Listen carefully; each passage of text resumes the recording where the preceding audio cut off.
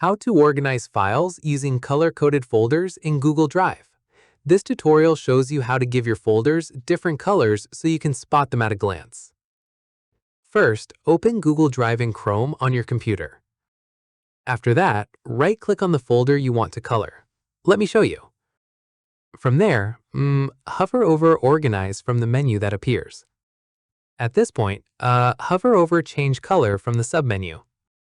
In the next step, a palette of color options will appear on your screen. Following this, click on the color you want to assign to that folder. Once done, the folder icon will update immediately to reflect the new color. From here, repeat these same steps for any other folders you want to color code. At this stage, use consistent colors for similar types of folders, such as blue for work and green for personal, to stay organized. Keep in mind, folder colors are visible to anyone you've shared the folder with, so keep that in mind if it's a shared workspace. Finally, right-click on any folder anytime you want to change or reset its color. And that's it. If this guide helped you organize files using color-coded folders in Google Drive, give it a like, subscribe for more Windows tutorials, and tap the bell icon for updates. See you in the next one.